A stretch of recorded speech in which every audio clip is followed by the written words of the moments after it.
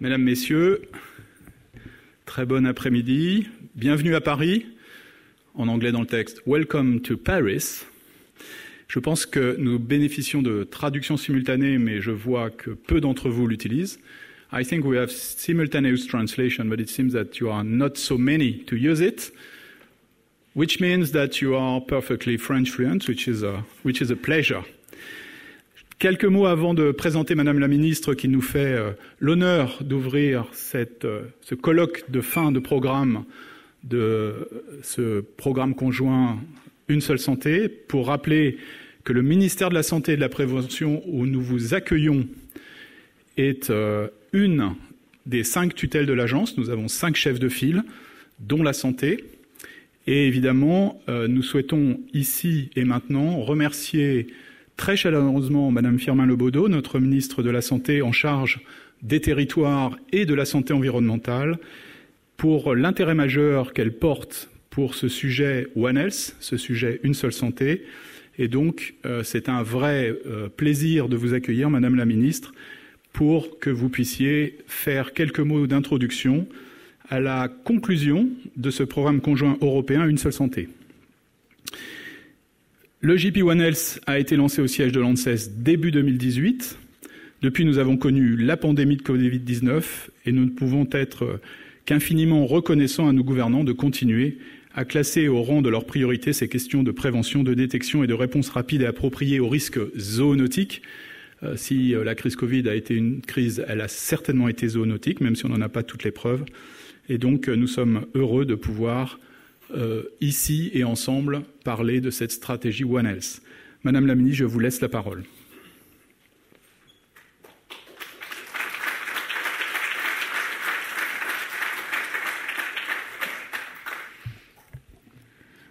Monsieur le directeur général de l'ANSES, cher Benoît, mesdames et messieurs, membres du consortium du programme conjoint, commun, européen Une seule santé, mesdames et messieurs, je vous remercie de m'avoir invité à ouvrir la réunion finale du programme commun européen One Health. Je tiens vraiment à saluer votre investissement collectif depuis 2018, comme vous l'avez souligné, monsieur le directeur, dans le cadre de nombreux programmes de recherche sur les zoonoses, sur l'antibiorésistance ou encore sur les maladies émergentes. Je remercie également l'ANSES pour avoir coordonné ce programme en France. Au cours de ces 6 dernières années, vos travaux auront permis de mieux comprendre non seulement l'impact des enjeux santé et environnement, mais aussi le chemin qui reste à parcourir. D'ailleurs, entre-temps, la pandémie de Covid-19 a fait réémerger des interrogations sur notre rapport au vivant et nous a rappelé le lien étroit entre santé humaine, santé animale et santé de l'environnement. De plus en plus particulièrement, ces 2 dernières années, nos pays sont confrontés à l'accélération des effets du réchauffement climatique. La sécheresse, les vagues de chaleur, les espèces envahissantes sont autant de nouvelles menaces que nous devons appréhender en réfléchissant de manière globale. Le JP est d'ailleurs un exemple concret de coordination globale dans le domaine de la recherche. En effet, la juste approche proposée par le JP One Health aura permis de concrétiser l'approche One Health et ainsi d'expérimenter en pratique la collaboration de chercheurs des sphères de la santé humaine, de la santé animale et de la sécurité sanitaire des aliments, la mutualisation européenne de moyens et dynamiques de recherche face à des enjeux communs, la production accélérée de connaissances et de méthodes pour asseoir l'amélioration de l'efficience des actions de surveillance et d'alerte. Je ne vais pas vous surprendre en rappelant que l'approche multisectorielle et interministérielle est primordiale en matière de santé. Cependant, pour garantir la bonne participation de chaque secteur, une déclinaison opérationnelle efficace est nécessaire. En ce qui concerne la France, le ministère de la Santé et de la Prévention suit une feuille de route du champ très large, la Stratégie nationale de santé, aussi appelée SNS. Or, malgré son ancrage très spécifique dans le cadre de la santé humaine, la SNS prend bien en compte les enjeux multifacettes de l'approche Une seule santé. On peut citer la lutte contre les espèces envahissantes ou encore la maîtrise de l'utilisation des produits biocides dans l'élevage. Elle suit les recommandations de l'Organisation mondiale de la santé qui visent à promouvoir une approche pluridisciplinaire et globale des enjeux de santé, notamment en agissant sur l'ensemble des déterminants de santé. Pour aller plus loin, nous avons créé une task force interministérielle One Health. Cette dernière est composée des ministères chargés de la santé, de la recherche, de l'écologie et de l'agriculture. Ses objectifs sont les suivants. Faire une cartographie des chantiers One Health en cours. Permettre le partage d'informations réguliers pour identifier les sujets méconnus et ou émergents. Faire progresser la connaissance, l'appropriation et la mise en œuvre de l'approche One Health dans les politiques publiques. Assurer la déclinaison opérationnelle de l'approche One Health en lien notamment avec les administrations dans les territoires, les opérateurs de l'État, les collectivités sur l'ensemble du territoire français. Vos travaux trouvent déjà de nombreux échos dans les politiques publiques françaises. En effet, nous avons créé en janvier 2021 une nouvelle agence de recherche sur les maladies infectieuses émergentes, qui travaille selon l'approche One Health en interministériel avec le ministère chargé de la recherche, avec pour mission le financement, la coordination et l'animation de la recherche sur les maladies infectieuses, comme le VIH-Sida ou la tuberculose, mais également sur les maladies émergentes, dont les fièvres hémorragiques virales, les arboviroses ou la Covid-19. Ce sont ainsi 2 programmes de recherche qui, dans leur première vague de 5 ans, mobiliseront 9 millions d'euros. À la lumière de ce qu'il s'est passé pour la Covid-19, leurs objectifs seront de caractériser les réservoirs et vecteurs, ainsi que les interactions dans l'évolution, la circulation, la transmission et l'émergence des agents pathogènes zoonotiques. Les dimensions sociologiques, économiques et environnementales dans l'évolution, la circulation et l'émergence de ces mêmes agents pathogènes. Les effets cascades entre activités humaines, changements globaux, activités socio-économiques, structuration des communautés écologiques et risques d'émergence zoonotique. En parallèle de cette agence de recherche, il existe en France depuis 2018 un programme prioritaire de recherche One Health sur l'antibiorésistance. Sur cela, l'engagement français a porté ses fruits ces dernières années. Nous observons une tendance à la baisse en matière de consommation d'antibiotiques, notamment en santé animale, mais aussi une diminution de certaines résistances. Mais tout cela ne peut se faire ou se poursuivre sans prendre conscience de la nécessité de sortir de la logique des silos pour mieux promouvoir et prendre en charge la santé des populations.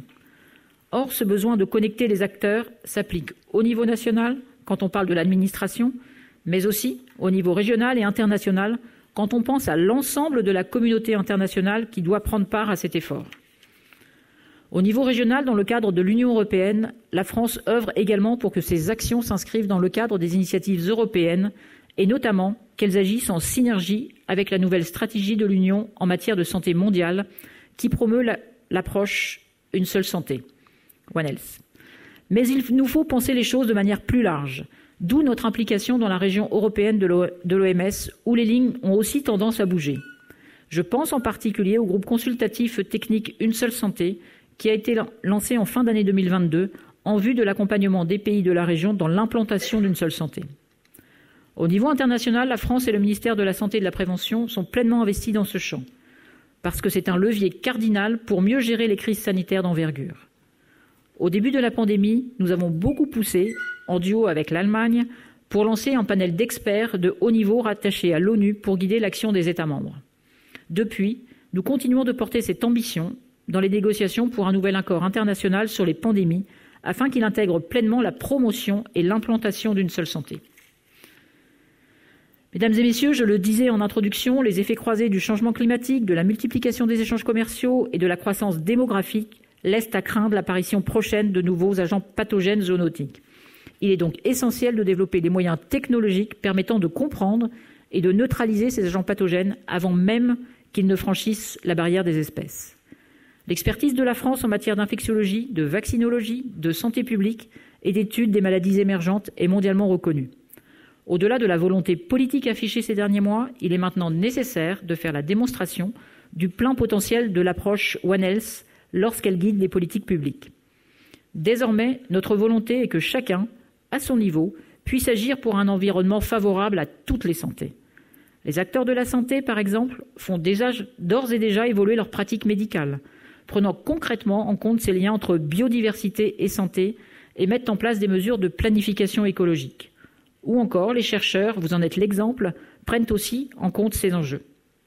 Enfin, à plus long terme, l'Académie de l'OMS, qui est hébergée en France, à Lyon, jouera un rôle important dans le partage des connaissances, la recherche et la formation sur ce sujet. Le nouvel institut One Health français, lui, apportera son soutien, évidemment, par exemple pour appuyer l'offre de formation francophone de l'Académie. Émanation de la stratégie d'accélération France 2030 contre la menace des maladies infectieuses émergentes, ce nouvel institut a vocation à mettre en lumière et à relever certains des défis les plus persistants et les plus complexes en matière de santé, tels que les maladies infectieuses, les menaces NRBC, l'insécurité alimentaire, le changement climatique et la perte de biodiversité. L'Institut propose une série de programmes de formation offrant des compétences interdisciplinaires et intersectorielles en matière de compréhension des enjeux, de surveillance et de gestion des risques sanitaires et environnementaux aux décideurs internationaux et nationaux issus des secteurs publics et privés et fondés sur l'approche One Health. Vos travaux ne pourront que nourrir ceux de l'Institut.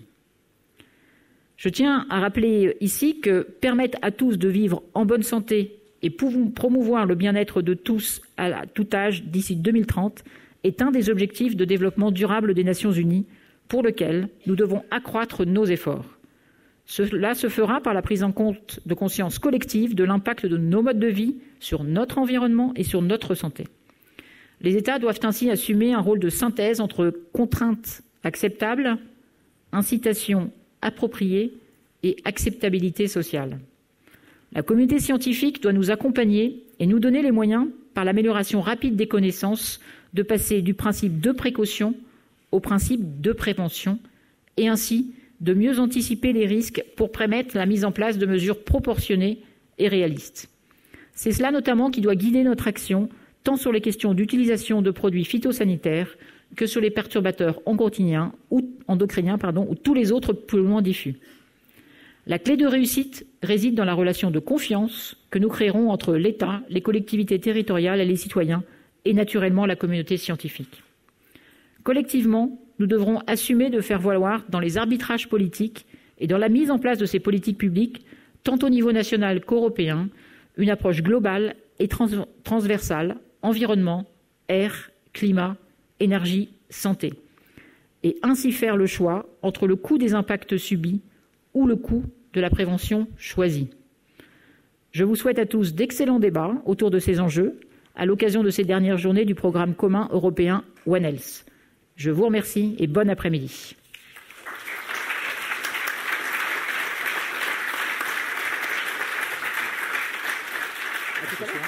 Merci beaucoup. Merci beaucoup, Madame la Ministre. I will turn now into English, or supposedly English. I will try to do my best.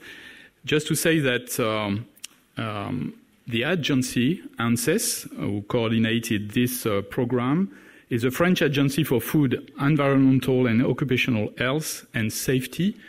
And as said by Madame Firmin-Lebaudot, it's an interministerial agency and to some extent responds very clearly to the objective of One Health program. We carry out scientific expertise, research and vigilance and surveillance activities, drawing on a staff of 1,400 people around 800 external experts, which makes a collective of 2,200 people working for ANSES. We have these French ministries as drivers, health, agriculture, ecology, labor and consumers affairs, and taking into a cross-disciplinary approach to health has been part of our agency's DNA since its creation in 2010. At the time, the One Health approach had not emerged as such, but cross-sectoral collaboration was already very much a reality. While the COVID-19 pandemic might have disrupted the work of the One Health AGP, EJP, it has also raised awareness of the importance to implement the One Health approach, and this has been emphasized by Madame la Ministre. The One Health AGP has also been able to make a contribution on the specific COVID pandemic by launching a new project named COVRIN. The One Health approach at ANSES is an area of constant progress. Many of the objectives of our 2023-2027 contract of objective and performance our current strategic plan relate directly or indirectly to subjects at the interface of several types of health, human, plant, and or animal, and the state of the environments and ecosystems around us. This final meeting today marks the culmination of the program after 5 years of productive scientific work and 9 months of disseminating the One Health EGP results, and this started in Brussels several months ago. I have no doubt that for many of us, this meeting is not a farewell, but rather a goodbye and see you soon. I have already had the opportunity to talk with some of you, and I have no doubt that this evening and during the month to come, other exchanges will take place and continue. During this meeting, you will become acquainted with the major challenges that the One Health AGP responded to and made aware of the contribution of the One Health AGP program to the progress of institutionalization and operationalization to the One Health concept in Europe. This is a key aspect of the health programs in Europe to come. Pooling issues and resources at European level is obviously one of the major ways of moving faster and further, and we are going to continue with the support of partners, including no doubt some of you, to invest actively in this area. Linking it more closely with the consequences of climate change is also one of the areas in which we plan to step up our work over the coming months. As I mentioned, we hope that a continuation of the cross-sectoral collaboration in food safety will be implemented among the partners of the AGP and any other newcomer under a form to be defined, but probably with the support of the MedVetNet Association, which is a famous one all over Europe today. Tomorrow, 2 sessions will be specifically dedicated to the question of what next. You will learn that even in the funding by the EU and by participating institutions and countries, which is over, the adventure continues with many tracks for further collaboration. Before passing the floor to Arnaud Caligari, who is an important man in this adventure, and I will thank him again for all his commitments, I wish to thank all the participants in here Paris at the Ministry of Health and Prevention, but also the 100 of participants registered for online participation. You will not see them now, but they are with us, to whom I also wish a warm welcome. I'd like to thank the project management team, members of the One Health AGP, who prepared this major event, and ANSES colleagues, Laurie Sergent, Lucina Assobastin, and Audrey Coubret of the support team. I would like also to thank warmly the events team at ANSES, as well as their service provider, Ptolemé, for having provided, as usual successfully, all the necessary professional support to the organization of that event. Be assured that the meeting organization team members have done their best to ensure that this final event is a success. So as I mentioned, I will give the floor to the coordination representatives of the program. And so I would like to call Isabelle Béagel, who representing Science Anno, the scientific coordinating organization of the program. Hein Emberich, also from Science Anno and scientific coordinator of the One Health program. André Gestin, founder of the One Health AGP and historic coordinator at ANSES, who is now retired. And finally, Arnaud Caligari, current coordinator of the program, and who had collaborated for over 15 years with André before taking over the role of coordinator. Finally, I would like to wish you all a very happy and festive last meeting, and I look forward to joining you for the dinner this evening on a river boat cruise. So you need to be close to the scene precisely at 8:15, and the boat will leave at 8:45. After that, it will not be able to access to the boat. And so we'll have this dinner along the Seine river across Paris.